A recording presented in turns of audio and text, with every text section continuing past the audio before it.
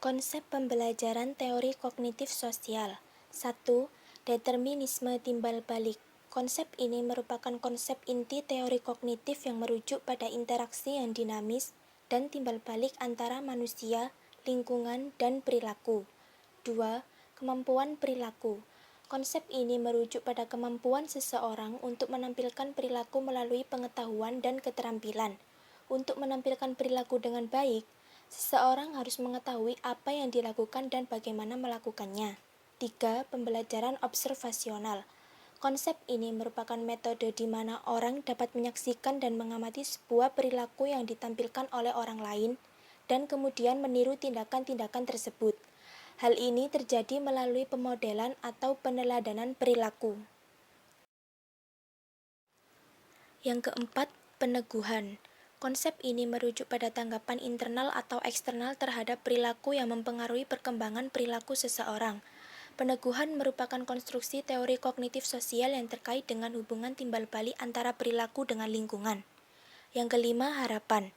Konsep ini merujuk pada akibat atau konsekuensi perilaku seseorang. Hasil pengharapan dapat berupa hubungan yang sehat atau tidak. Harapan sebagian besar berasal dari pengalaman sebelumnya dan lebih cenderung pada nilai yang diberikan pada hasil setiap individu. Yang keenam, self-efficacy. Konsep ini merujuk pada tingkatan kepercayaan diri seseorang dalam kemampuannya untuk menampilkan perilaku dengan sukses. Self-efficacy merupakan keunikan dalam teori kognitif sosial yang dipengaruhi oleh kemampuan seseorang. Faktor-faktor yang mempengaruhi pembelajaran dan praktik. Faktor pertama yaitu faktor internal. Kedua, faktor eksternal. Ketiga, faktor pendekatan. 1. Faktor internal, yaitu faktor dalam diri peserta didik itu sendiri, baik jasmani maupun rohani pada setiap peserta didik. Kedua, faktor eksternal, yaitu faktor dari luar para peserta didik. Faktor ini meliputi kondisi yang ada di sekitar peserta didik, baik dalam lingkungan sekolah, lingkungan keluarga, maupun lingkungan di masyarakat.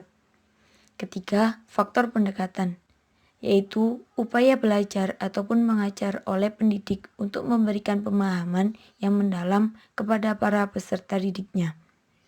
Dari ketiga faktor ini memiliki peran yang sangat penting untuk keberhasilan dalam pembelajaran, baik pada teori maupun praktik.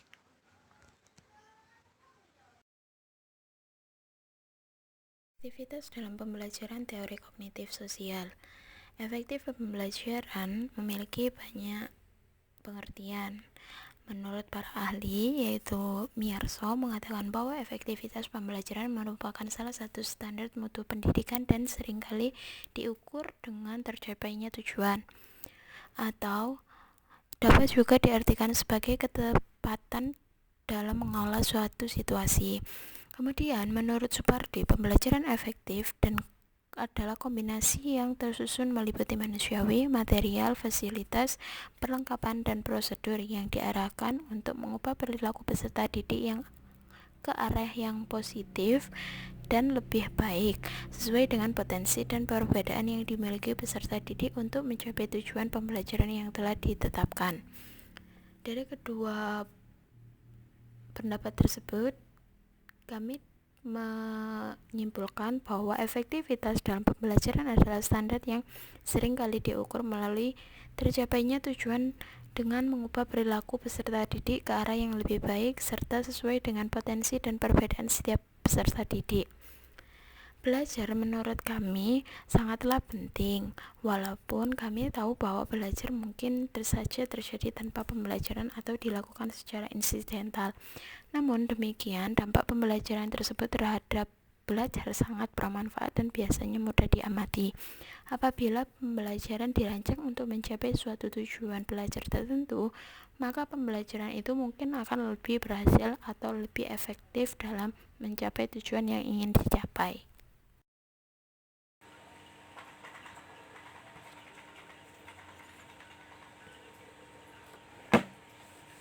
Penerapan aplikasi teori belajar.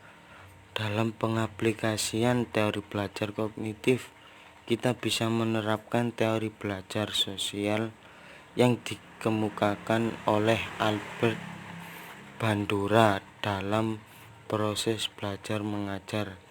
Hal-hal yang dapat kita terapkan dalam aplikasi teori belajar adalah sebagai berikut. 1. Mengkaitkan pelajaran dengan pengalaman dari kehidupan para peserta didik.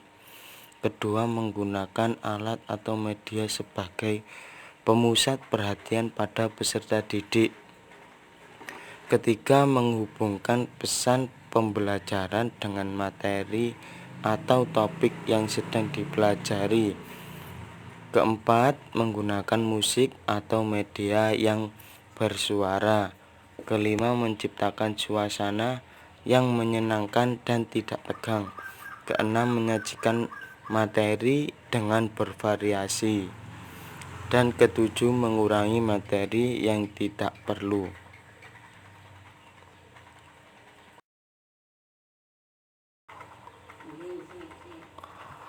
Penerapan aplikasi teori belajar.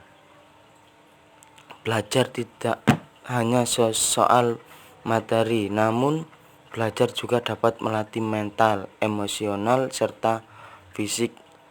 Atau untuk melatih itu semua, ada cara-cara yang dapat digunakan, antara lain: 1. Memberikan pertanyaan tentang materi yang sedang dipelajari selama kegiatan belajar mengajar berlangsung.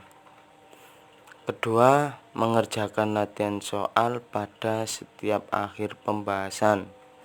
Ketiga, membuat percobaan dan memikirkan atas hipotesis yang diajukan. Keempat, membuat sebuah kelompok belajar. Dan kelima, menerapkan pembelajaran konstekstual, kooperatif, dan kolaboratif.